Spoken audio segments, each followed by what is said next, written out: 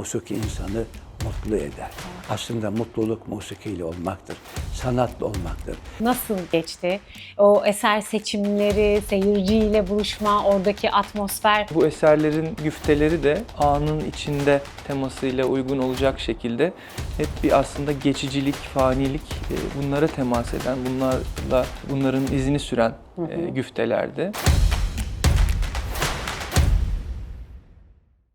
Aysun Öz'e başka şeylerden merhabalar. Bugün Musiki Eğitim Vakfı'ndayız. Maltepe'de çok güzel, huzurlu, nefis bir bahçenin içerisinde girdiğiniz andan itibaren sizi musikinin teslim aldığı, huzur içinde bir bina, bir mekan, bir aura, bir enerji bence burası. Ve geçtiğimiz günlerde İstanbul Müzik Festivali kapsamında çok mükemmel bir konser verdiler ve dinleyen herkesi de büyülediler diyebiliriz. Bu konserin zaten biliyorsunuz İstanbul Müzik Festivali'nin teması anın içindeydi. Musiki Eğitim Vakfı'nın Bahariye Mevlevihanesi'nde verdiği konserin teması ise anın içinde. Dolayısıyla İkisi o kadar güzel uyum sağladı ki İstanbul Müzik Festivali'nin teması anın içinde ve Musiki Eğitim Vakfı'nın teması nefesin izinde. Çok hoş, çok unutulmaz bir konser oldu. Geçen yıl Kınalıada'da verdikleri konserden sonra Bahariye'de, Bahariye Mevlevihanesi'ndeki bu anın içinde temasının içindeki nefesin izinde konseri dinleyenleri büyüledi. Ve şimdi ben hem o konseri konuşmak istiyorum sevgili Musiki Eğitim Vakfı'nın kurucusu Fikret Erkaya'yla hem de ses sanatçısı Ahmet Yağmur Kucur'la. Geçen yıl da birlikteydik Büyükada'da ve bu yıl bizi sağ olsunlar Musiki Eğitim Vakfı'nın bu güzel merkezinde ağırlıyorlar. Ve hem konseri konuşmak hem de musikiden biraz bahsetmek istiyorum. Çünkü ne kadar çok musikiden bahsedersek bence o kadar mutlu olacağız, o kadar nefes alacağız. Aslında bu zamanın bize getirdiği bütün handikapları da bir nebze olsun geride bırakacağız diye düşünüyorum. Çünkü bizim musikimiz o kadar derin ve o kadar şifalı diye düşünüyorum ben. O yüzden Yağmur izninle Fikret Bey'den başlayalım istiyorum. Geçen yıl biraz konuştuk Fikret Bey ama geçen yılki programı izlemeyenler vardır. Dolayısıyla ben aslında önce biraz Musiki Eğitim Vakfı'ndan bahsedin istiyorum. Çünkü Musiki Eğitim Vakfı yıllardır çocukları, gençleri, yaşlıları yani 7'den 70'e herkesi hem müziğe hem musikiye hem de bu arkamızda gördüğünüz o güzel sazlara da yönlendiriyor ve bu çok ulvi bir amaç, ulvi bir görev ve çok da güzel şeyler başarılıyor. Her ay bir konser gerçekleştiriliyor. Biraz tekrar bize anlatır mısınız Musiki Eğitim Vakfı'nı? Tabii vakfımızın aslında yaşı bayağı var. Temeli 1972'ye dayanan bir Boğaziçi Musiki Derneği'nin devamı olan bir vakıfız.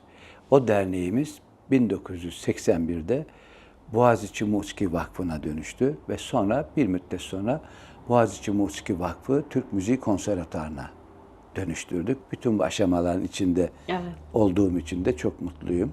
Musikinin içinde olmaktan dolayı. Sonra 91 yılında yine hocalarımın da bize verdiği icazetle ve onların buyurdukları emir üzere burayı kurduk efendim. Yani bu vakıfta devamı olmuş oldu. Aynı vakfın, aynı müfredatın, aynı eğitimin süre geldiği, yürüdüğü. Yani 1972'den bugün 2026 yılının içindeyiz. Şunca sene hep aynı müfredat, aynı kitaplar, aynı eğitim, aynı musiki ve aynı musikinin ahlakı üzerine yürümüş bir kurumun içindeyiz. 60 yıla yaklaşıyor neredeyse. Dile kolay. Efendim. Çok uzun bir zaman. Ve çok köklü bir eğitimimiz var. Temel eğitimimiz. Nazariyat eğitimleri, solfej eğitimi, usul eğitimleri, musikinin edebiyatı. Ya bizde musiki meşk etmek, icra etmek sadece kulaktan okumak değil. O beraber ilmiyle irfanını bütünleştirmek, buluşturmak, birbirleriyle tevhid etmek, karıştırmak. Hani tahin şurada, pekmez de burada. İkisini karıştırmak lazım ki tahin pekmez olsun. Musiki de böyle bir şey efendim. Bir karışımın içerisindedir aslında. Evet. Ve aynı zamanda hani bizim Musiki Vakfımızın bu zahiri dünyasından yola çıkarak da yine musikinin de tarihine bakarsak ruh ve bedenin buluşmasıdır. Nefesin kafese teşrif edişidir. Onun için nefes olmadan, kafeste buluşmadan da musiki olmuyor. Evet. O enstrümanla ustanın buluşması gibi efendim. Evet. Sazla sözün ya da ustanın mızrap ile elin buluşması gibi nefes ve kafesin buluşması da musikiyi birbirine kavuşturmaktır ve onu tevhid etmektir yani. Görünür kılmaktır. Çok güzel bir lafınız da var. Musiki doğru kişi, doğru zaman, doğru mekan diyorsunuz. yani- Çünkü bir musikiyi kimden dinliyorsak onun dediğiniz ya Çok. aslında ruhla buluşması diye onun Tabii. ruhunun Ruhundan yansıması. bize yansıması. Yani musiki ve mekan, musiki ve insan, musiki ve zaman, musiki ve ahlak, musiki dinleyiciyle de doğru dinleyiciyle buluşmak tabii. ve doğru okuyucuyla buluşmak. Bir perdeden bakınca doğru yanlış da yoktur aslında. Hani yine musikinin içinde büyüklerin buyurduğu gibi musikişinastır bütün bu ulu insanlar. Demen için şu şöyle, yerincedir o öyle, bak sonunu seyreyle, Mevla görelim neyler, neylerse güzel eyler. Aslında her şey yerli yerince. Her şey buluşması gerektiğiyle buluşuyor. Her kuşun sürüsüyle uçması gibi her şeyde, her nesnede istidadı neyse o istidadınca buluşuyor ve istediğiyle buluşuyor ve yerli yerince oluyor. Musiki ile buluşmak da çok engin bir deniz musiki. Hani şurada resminden de baktığımız gibi Dede Efendi, koca ustanın buyurduğu gibi musiki bir umman, ben henüz paçalarımı diyor şöyle bir. Hani denize girmek için şöyle paça kıvırırsınız ya. Bize öyle ifade de buyuruyor. Yani daha paçalarımızı topladık, gördük musikiyi Yani de. Dede Efendi bunu Evet, Dede söylüyor. Efendi gibi bir hazret ve musiki ustası.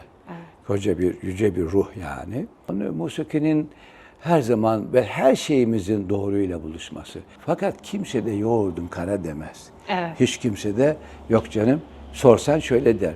Ben doğruyum, o yanlış. Evet. Ben iyiyim, o kötü. Ben yakşıyım, o yaman der. Hep böyledir. Ama oraları aldırmak gereksiz olur. Oralara düşmemek lazım. Her şeyin dediği gibi, Nasrettin Hoca'nın buyurduğu gibi, sen de haklısın, sen de haklısın, sen de haklısın. Aslında hale bakmak lazım. Yoksa insanlar her şey söyler. İyi derler, kötü derler, işine gelmediği zaman mındar derler. Bunlara takılmamak lazım. Sen seninle hangi haldesin? Sen halin nasıl? Bir insana nasılsın diye sorunca şöyle derler, halin nasıl? Hal çok önemli. Biz hangi halin içindeyiz? Musiki insanı hemhal eder. Kendi içinde dem eder. Ve musiki insanı mutlu eder. Aslında mutluluk musikiyle olmaktır. Sanatla olmaktır. Mutluluk aramak insanın kör olduğunun ya da ama olduğunun işaretidir. Yani denizin içinde ol mahiler ki derya içre deryanın kadrini bilmez. İnsan, insan gibi bir hazinenin içerisinde şu yüzüne baksa, varlığının tecellisine baksa, hele musikiyle sanatla uğraşan insanların mutluluk araması ne kadar, denizde yüzen sudaki balıkların su araması. Bu kıssayı herkes biliyor. Biz de zaten duyduklarımızdan, hayatı dünyayı konuşurken dünyadan topladıklarınla dünyayla konuşursun. İnsanın hakikati konuşamadıklarında sözlere sığmayan yerlerde gizlidir. Orada musiki devreye işte giriyor. musiki. Değil mi? Orada Hani derler efendim, sen sus musiki konuşsun. Konuşsun. İşte Ve musikinin konuşması o kadar güzel. 54. İstanbul Müzik Festivali kapsamında da biraz önce bahsettiğim gibi Bahariye Mevlevihanesi'ndeki o nefis konser izleyenleri, daha doğrusu dinleyenleri büyüledi. Biraz o konserden de bahsetmenizi istiyorum. Dediğim gibi nefesin izinde temalı bu konser İstanbul Müzik Festivali'nin genel teması olan anın içindeyle en çok uyuşan konserdi diyebiliriz. Bir zaten kendi müziğimiz, musikimiz. Evet. Ve zamanda da bir yolculuğa çıkardınız. Aslında Çıktık, Osmanlı'dan Cumhuriyet dönemine kendi bestecilerimizin Evet. eserleri zaten kendi müziğimiz. Bir zamanda yolculuğa da çıkardınız. Biraz o konserin içeriğinden bahsetmenizi rica edeceğim. Aslında orada dinleyenleri büyüleyen tabii ki Mevlevihane'nin içinde olmak da çok etkileyici Ayrı bir bir şey. ruhaniyet. Mekanın da çok önemi var. Dediğiniz gibi musiki ve mekan. Biraz anlatsanıza konseri. Konser, sanatkar arkadaşlarımız çok titizlikle hazırlandılar. Ben de hep nacizane takip ettim. En baştan da sevgili Ahmet'imle de repertuarı konuşurken projeyi, programı, bu nefesin izinden sözü kelamı çok yüksek aslında. Hani ruhumdan ruh nefettim esrarına doğru giden bir yolculuk ki biz de bu temaya çok bağlı kaldık. Mekanda o mekanın ruhuna uygun musiki yapmak ve o ustaların nefesinden, o güzel nefesten yola çıkıp da, çünkü musikiyi nefisinizle de yaparsınız. Bazı insanlar vardır musiki nefesleriyle yapar, bazı insan musiki nefsiyle yapar. O ustaların hepsi musikiyi nefesinden alıp, yani Hakk'ın nefesinden alıp da o nefeste, bu kafeste yoğrulup bizlere sunmuş insanların, sanatkarların eserlerini icra ettik. O Mevlevihane'de musiki yapmış ustalar, üstadlar ve o musiki kemalatı çok yüksek eserler ve icracıların bize bıraktıkları o güzel hediyelerden, o ikramlardan, o büyük eserlerden bir buket şeklinde sundular sanatkarlar, sağ olsunlar. Evet. Çok usta insanlar, çok güzel huylu, güzel sanatkarların buluştuğu bir meclis ve o mekanla ve bir de o musikiye iştiyaklı o aziz dinleyiciyi de bulup, o güzel dinleyicilerle buluşunca da efendim nefesle kafes sanki gökyüzünde sema ettiler. O Mevlevihane'deki Mevlevi Ayin'in icrası, tasavvuf musikisinin icrası, Cumhuriyet dönemi büyük ustaların eserleriyle icrası ve dönemi Osmanlı'dan gelen, yine eskiden yola çıkıp da ta geçmişten bugüne kadar uzanan musiki yolculuğunu da o programın içerisinde ve temanın içerisinde işlemiş olduk. Dediğimiz gibi her ne kadar anlatsam da musiki orada her şeyi söyledi ve anlattı. Evet. Maksat da hasıl oldu diye düşünüyorum.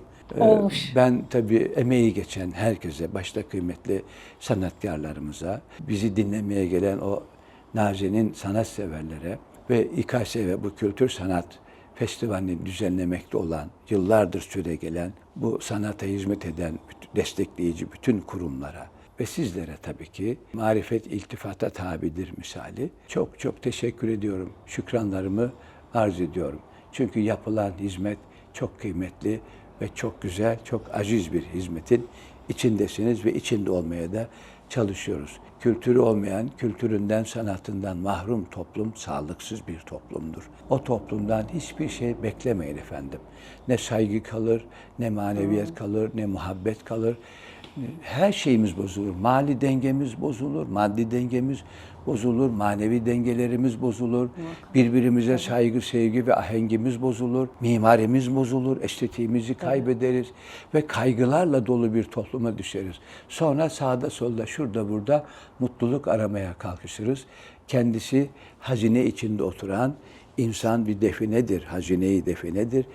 Bu definenin, hazinenin içinde oturup da hazine arayan hazin insanlardan başka bir topluluk kalmaz elimizde. Evet. Musikide herkesin karakterince ve kendi ahlakınca musikiden istifade eder ve musikiden hizmet bulur. Arının ağzında çiçek bal olur, sineğin ağzında mındar olur. Musiki de böyle efendim. Musiki de öyle. Ve herkesin aslında dinleyeceği bir musiki var diye düşünüyorum ben. Şimdi birazdan oralara geleceğim, biraz açacağım ama ben hemen Ahmet Yağmur'a geçmek istiyorum. Ahmet Yağmur, konseri biraz da icracı olarak, ses sanatçısı olarak senden dinleyelim. Nasıl geçti? O eser seçimleri, seyirciyle buluşma, oradaki atmosfer. Çünkü her yıl çok güzel yerler, mekanlar seçiliyor. Musiki Eğitim Vakfı'nın İstanbul Müzik Festivali'ndeki konserleriyle ilgili. Zaten yıl boyu konserler var. Ayrıca onları da soracağım. Onlara da geleceğiz ama şimdilik buralardan böyle başlayalım. Sonra açacağım hepsini. Evet, çok özel bir mekanda bir konser verdik. Bahariye Mevlevihanesi.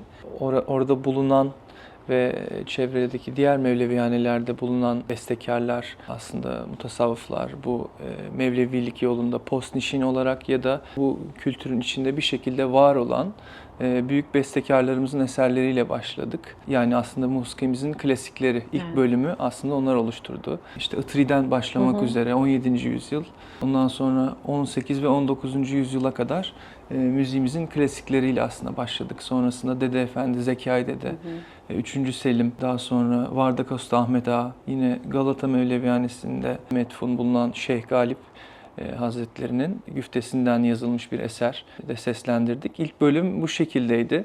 Daha sonra solo eserlerinde olduğu bir bölümümüz vardı. 4 solist olarak bizlerden birer eser dinlemiş oldu dinleyicilerimiz. Burada ikinci bölümde aslında festivalin temasına bir başka anlamda temas eden bir bölümde burası. Cumhuriyet dönemine geçtik artık burada. Ve Cumhuriyet dönemi bestecilerinden birer eser seslendirdik. Ve bu eserlerin güfteleri de anın içinde temasıyla uygun olacak şekilde hep bir aslında geçicilik, fanilik, bunlara temas eden, bunların izini süren güftelerde. Alaaddin Yavaşçı'nın, Bekir Sıtkı Sezgin'in, Cevdet Çağlı'nın eserlerini seslendirdik bu bölümde. Ve üçüncü ve son bölümde de dini musiki kısmına geçtik. Burada farklı formlardan eserler seslendirdik. Başta bir Mevlevi ayini, Hüseyin Fahrettin Dede Yenikapı Mevlevihanesi'nin şeyhi, Acemaşıran ayininden bir bölüm okuduk. Sonrasında bir tevşih okuduk. Yine Zekai Dede. O da içinde bulunduğumuz Mevlevihane'nin Kudümzen başısıydı. Evet. Sonra birbirine bağlı farklı makamlarda ilahiler okuduk ve öyle nihayetlendirdik konserimizi. Bizim için çok heyecan verici bir şeydi. Ben bir sanatçı olarak ilk defa İstanbul Müzik Festivali'nin içinde bulundum.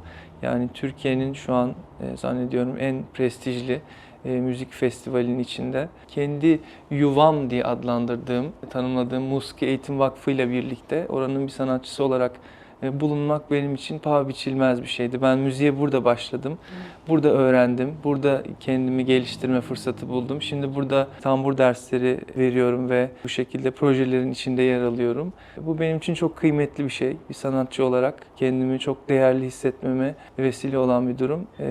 Tabii ki Fikret Hocam sayesinde bunların hepsi mümkün olabiliyor. İstidadın. Çok teşekkür ediyorum bunlar için. Bütün bunlar için çok şanslı olduğumu hissediyorum. İnşallah daha nicelerini yapabiliriz. Beyza Uyanoğlu sayesinde tanıştım Musiki Eğitim Vakfı'yla ve sizinle. İyi ki tanıştık efendim. İyi ki tanıştık ve benim yani musikiye bakış açım değişti. Evet, ben zaten eskiden beri sever, merak ederdim. İşte 3. Selim ne bestelemiş? Ya bizim padişahlarımız da besteciymiş. Evet, sanatçı olanları var. Hani biliyoruz çeşitli sanatlarla uğraşanları ama musiki ve beste bambaşka bir şey tabii ki. Dolayısıyla hani onlar ne bestelemiş diye merak edip bakardım. Tabii bu benim işim bir taraftan, kültür sanat gazetecisi olunca. Ama bu vakıf sayesinde, sizler sayesinde başka bir tarafından da bakmaya başladım. Ve iyi geldi bana. Şifalı bir tarafı olduğunu düşünüyorum. Yani klasik Batı müziğini dinlemek de iyi geliyor. O da beni iyileştiriyor diye düşünüyorum. Ama bizim musikimizin tabii ki bizim genlerimizde ve genetiğimizde başka ruh yeri var. yapımıza. Aynen, ruhumuza çok uygun, hemen kavruyor. Hiç zorlanmıyorsunuz.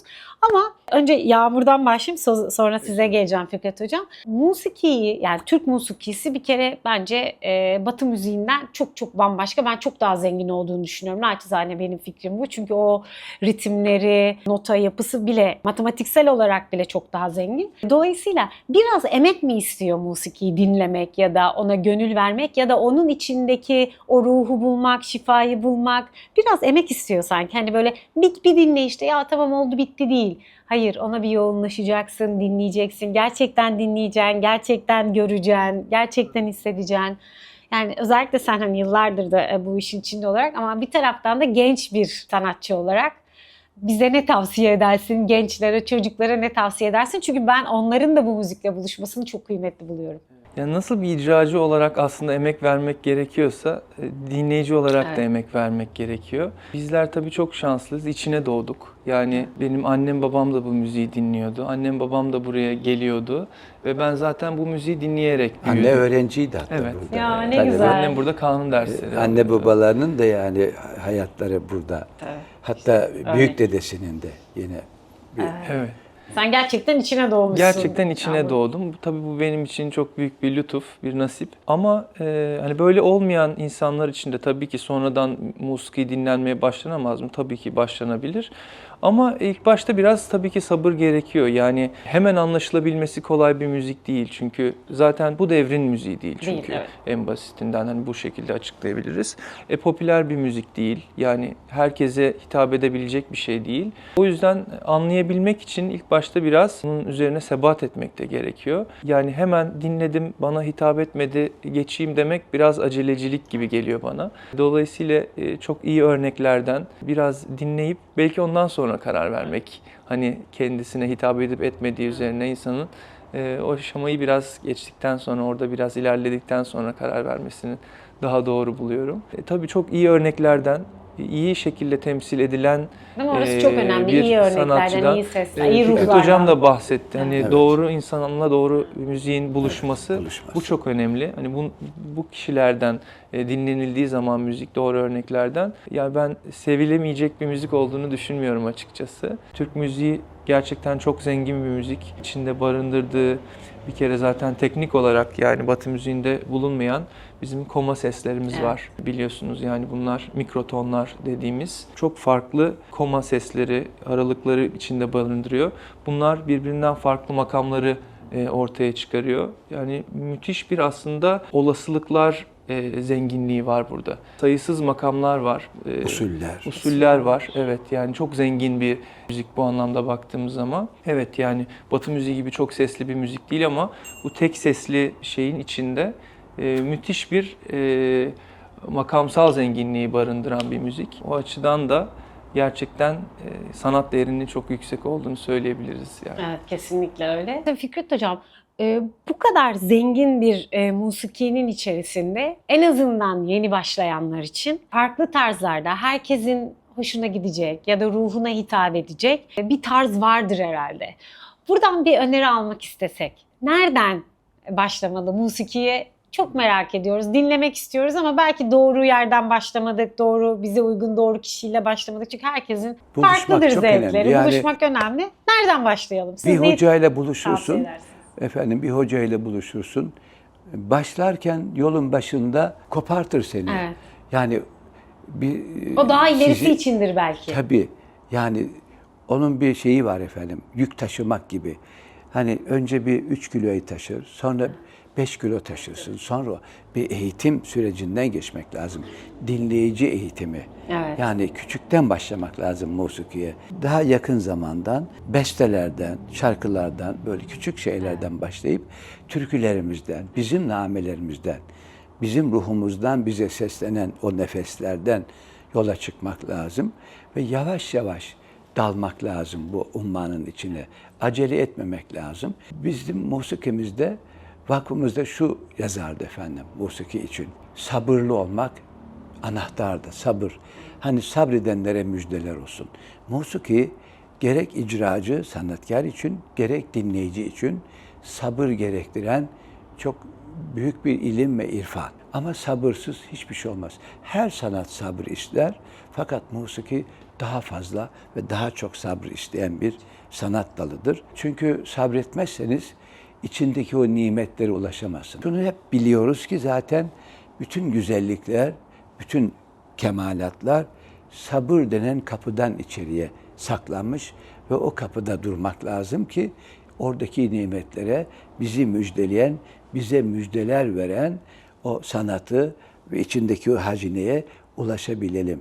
Musikide sabırsız asla yol almaz ve doğuştan bir istidat efendim. Yani burada her şeyi, yani bir hayvan, affedersiniz, misal aslanı götürseniz çayırların, çimenlerin içerisinde, hadi burada sen besleniver deseniz, o et arar kendine. Çünkü gıdası ot değildir. Her şeyin de gıdası. Musiki de insanın istidadı da, istekleri de ruhunda olan bir yolculuk ve oraya doğru gitmektir. Aslında istidadı olanlar bir kere duyuşta, bir dinleyişte bile o onu çeker yani. Hemen oraya doğru kulağını verir ve burada benden bir şey var. Bu beni anlatıyor. Ya da bu benim arkadaşım.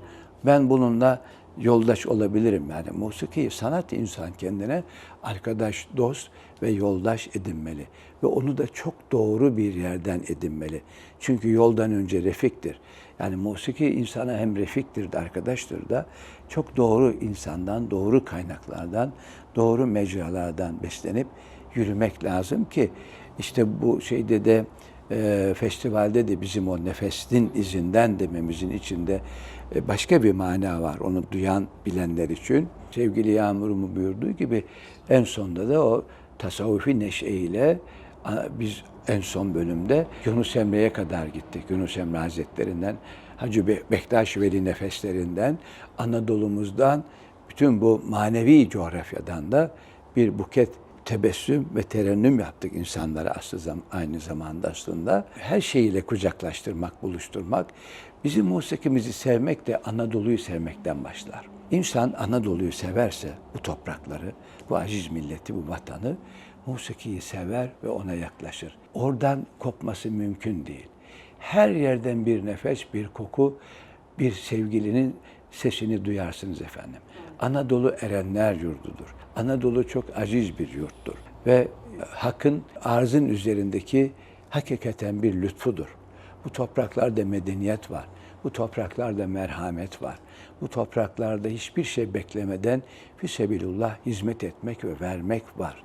Elbette ki gülün etrafı dikenlerle, har ile çevrilir derler ya, bunların olması da kargaşamızın, bu kadar kendimizden bigane ve uzak oluşumuzun da yine bolluk içinde, hazineler içerisinde bir haber ve bigane olmamızın da başka sebepleri var. Derler ki efendim, musiki terbiye ve ibadettir. Musiki ahlakını gerektiren engin bir irfaniyettir.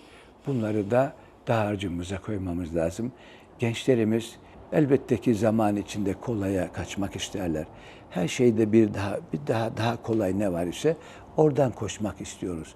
Yani birinci olmak istiyoruz ama çalışmayalım. Her şeyimiz olsun diyoruz ama uğraşmayalım. Emek vermek lazım. Sevmek için emek lazım, dinlemek için emek lazım, okumak için emek lazım. Her şey için emek. Emek ibadettir zaten ve çalışmak eşittir ibadet. Musiki çok çalışmayı gerektirir. Bu kıymetli sanatkarlar ne kadar çalıştıklarını ben biliyorum. Benim musiki hayatım bak şunca yıllar olmuş. Hani tarihi içindeyiz. Yani o denize doğru yaklaşmıyor. Göremedik bile denizi. Hani Dede Efendi görmüş denizi, paçasını sıvamış. Biz daha denizi görmedik. Gidiyoruz bakalım. Ama yol doğru. O ummana doğru gidiyoruz. Mahviyet. Yani musiki ve mahviyet. Konfüçyüs'e sordular mutluluk nedir? Bir tencere pirinç pilavın içerisine bütün lezaizi sığdırmaktır diye buyurmuş. Yani musikiyi insanlara anlatmak çok uzun bir yol. Benim 50 küsur yıldır nacizane şu yolculuğun içerisinde. Yani biz gidiyoruz, o büyüyor efendim. Aynen öyle. Sürekli büyüyen bir şey. İşte onun mutluluğu çok başka. Bahariye Mevlevihanesi'ndeki konserde insanların böyle gözleri dolmuştur diye düşünüyorum. Yani siz sahneden daha iyi görürsünüz tabii tüm seyirciyi. Dolmuştur bambaşka bir ruh haliyle ve uçarak falan gittiler herhalde evlerine diye düşünüyorum. Çünkü bambaşka bir deneyim bir taraftan da. Görmedikleri şeyi gördü Evet, çoğusu. evet. Hiç ummadıkları, tahmin etmedikleri bir şeylerle karşılaşanlar da oldu. Bir güzellikle. O yüzden çok anlamlı, çok önemli bir konserdi. Tabii o konseri kaçırmış olanlar için Musiki Eğitim Vakfı'nın Ağustos sonu itibariyle konserleri, yıllık konserleri, sezon konserleri başlıyor ve her ayda bir konser gerçekleştiriliyor. Biraz bunlardan bahsetmek ister misiniz? Sonuçta musiki ile buluşmak için musiki konserlerini üstelik hani doğru ustalardan, doğru ruhlardan, doğru repertuarla belki de dinlemek için çok iyi bir fırsat. Musiki Eğitim Vakfı'nın konserleri her ay gerçekleşiyor.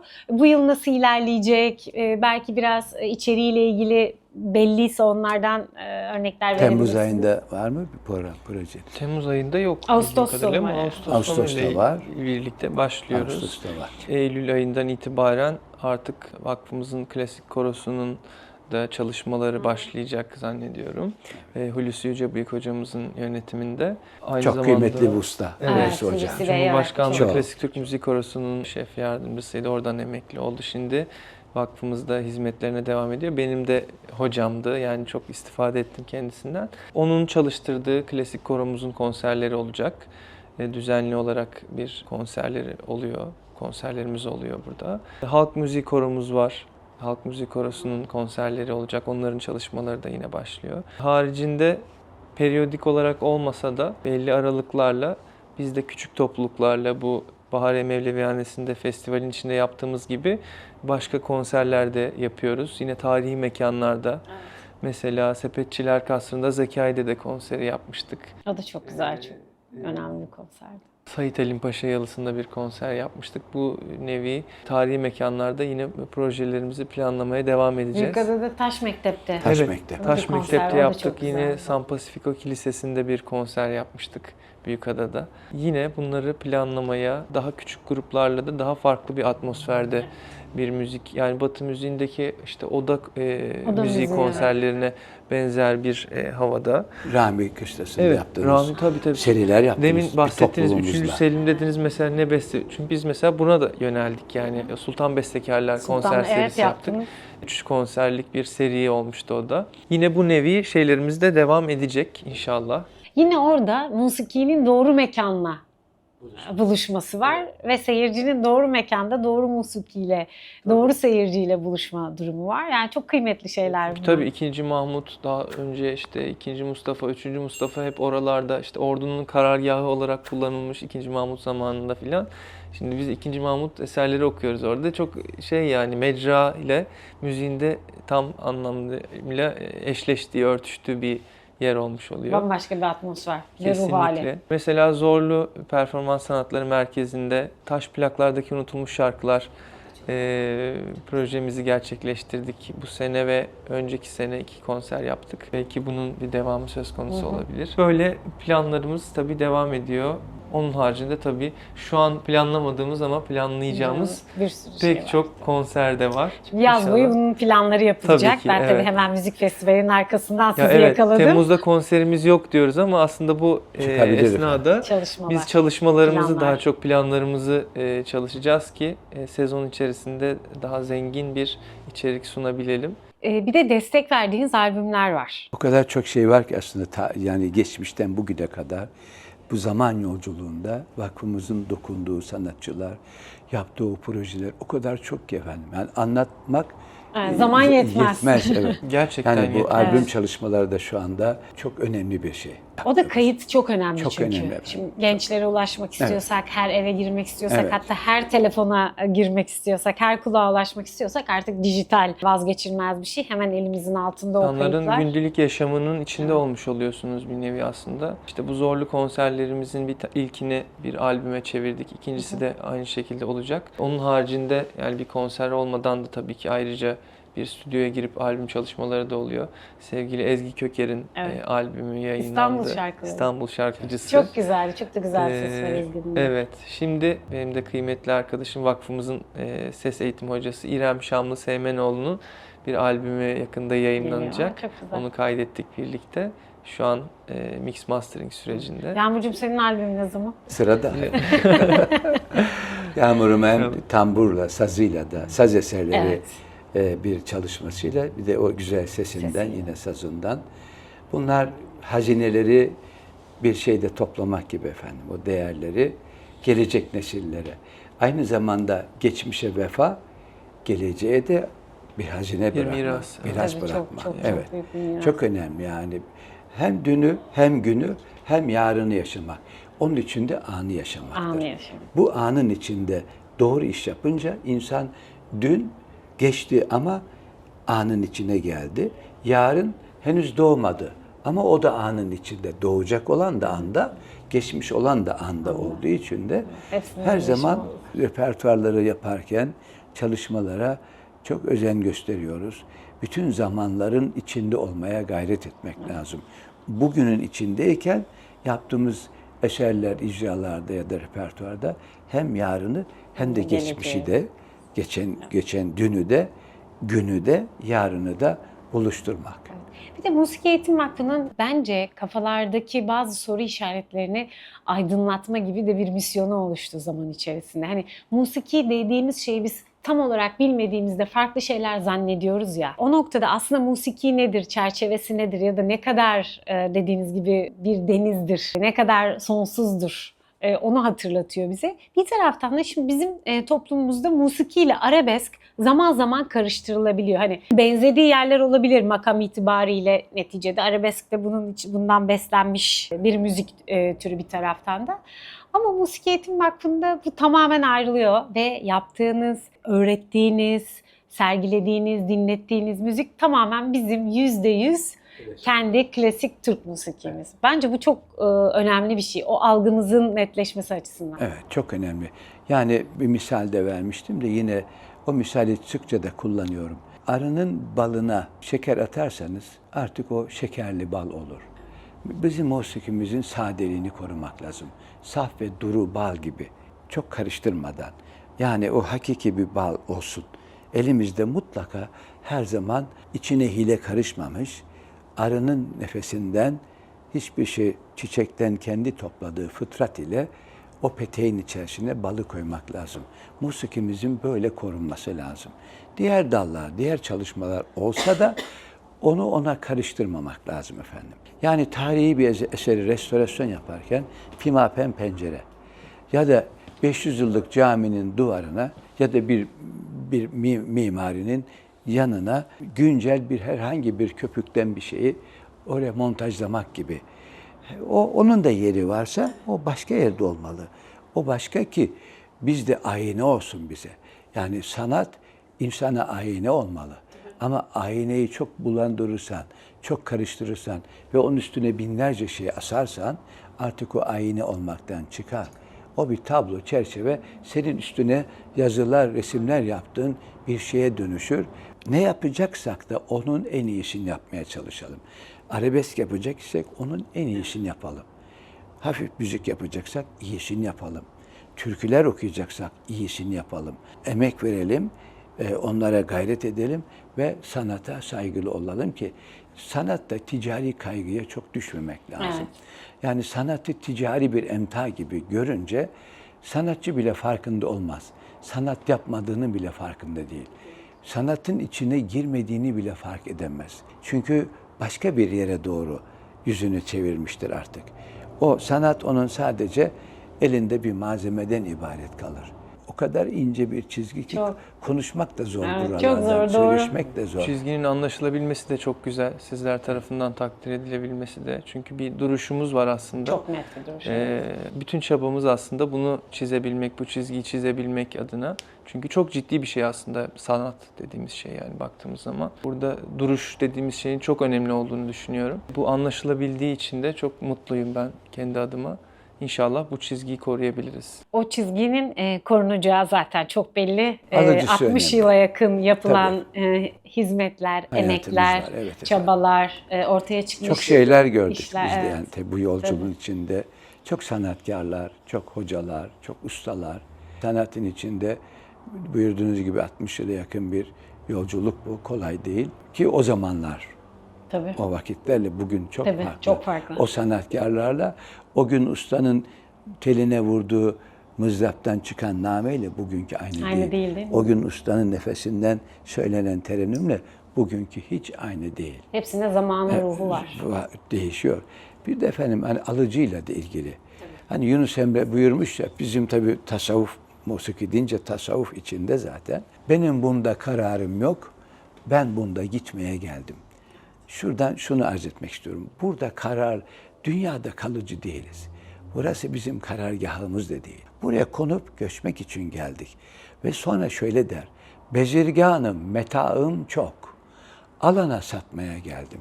Musikiyi almak isteyene sat. Almak istemeyene metaını satma. Metayı da zayi edersin. Alıcısı olmayan metayı pazarda açmamak lazım. Ehlini bulur. Sanat bir güneş gibi. Şunun üstüne doğarım, şuna doğmam. Sanat iyiye de, kötüye de, aza da, çoğa da, sevene de, sevmeyene de. Bir insan sabah kalkıp akşama kadar gökyüzüne sövse, güneşi inkar etse, güneş yine var. Ya sen ona yüz çevirirsin, inkar edersin, ben güneşi görmüyorum, öyle bir şey yok dersin. Şuna elimi kapatırım, ama o var orada. Var, o gerçek değişmiyor. Evet, bu hakikat var. Musikimiz böyle bir hakikattir. Ve de çok da işte bunu sevdirelim, şunu yapalım, şunu ekleyelim deyince artık tasta süt de yok efendim. Ondan yağ da çıkmaz, peynir de çıkmaz. Önemli bir de hasını vermek. Suyu da kirletirsiniz. Doğru. Yani, Taviz verdikçe o. Tabii, evet. Taviz vermemek, hasını İyilik vermek zaten yapmış iyi. olmuyoruz. Dinleyici de bunu Musiki bulacak. tavizle değil efendim, tevazuyla yürür. Evet. İnsanı yücelten taviz değil, tevazudur. Taviz hep ödün vermektir, ve her şeyi tahrip etmektir. Tevazu ise yüceltmektir efendim. Tevazu yetinmek. Biz musikiyle bize verdiğiyle yetinmektir. İnsanın mutluluk da zaten var olanla verilenle yetinebilmektir. Yetinmesini bilmeyen insanı dünyaları versen o yetinemez ve her zaman mutsuzdur. İnsan kendinden küçük oyuncaklarla oynayınca mutlu olamıyor. Oysa daha büyük, sen daha üstüne doğru senin içindekine doğru yolculuk et ki mutluluğu bulasın. Yani küçük oyuncaklarla oynama. Yani sanat bu keşmekeşliğin içerisinden biraz arınmak ve durulmaktır. Ticaretimiz olsun, efendim çalışma hayatımız ki ibadettir çalışmak. Sabah kalkıp iş hayatımız olacak. Ama bu bizim sanatımıza mani değil. Devlet memuru olman, bir yerde işçi olman, bir yerde esnaf olman, senin sanata ya da musikiye ilgisiz, kayıtsız kalmanı gerektirmez ki efendim. Çok keyifli bir sohbetti. İnşallah yeni konserlerde, yeni projelerde tekrar görüşme ve sohbet etme fırsatı buluruz. Ama zaten izleyiciler ve dinleyiciler Musiki Eğitim Vakfı'nın sezon boyunca süren konserlerini hem Musiki Eğitim Vakfı'nın sosyal medya adreslerinden hem de internet sitesinden ulaşabilecekler. Bu kıymetli sohbet için çok teşekkürler. Umarım yine önümüzdeki günlerde, önümüzdeki aylarda ve önümüzdeki yıl yine İstanbul Müzik Festivali'nde görüşürüz. Yine çok keyifli sohbetler ederiz, konserler dinleriz. Yine aynı bu Nefesin İzinde konserleri gibi konserleriniz çok olsun. Bizi bambaşka atmosfere, bambaşka duygulara taşıyorsunuz. Tekrar elinize, sesinize, ruhunuza sağlık. Çok Sağ olun. teşekkürler. Bizi programınızda konuk ettiğiniz için biz çok teşekkür ederiz. Her zaman, her zaman. Teşekkür ederiz efendim. Çok teşekkür ederiz. Evet, bu hafta Musiki Eğitim Vakfı'ndaydık. Musiki Eğitim Vakfı'nın bu güzel binasında çok da güzel bir bahçeleri var bu arada, başta da söylediğim gibi. Çok kıymetli bir ve unutulmaz bir sohbetti bence. Çok şey bulacaksınız bu sohbetin içerisinde. Daha fazlasını istiyorsanız zaten biraz önce de konuştuğumuz gibi Musiki Eğitim Vakfı'nın sezon boyunca her ay Ağustos sonu itibariyle her ay konserleri gerçekleşiyor.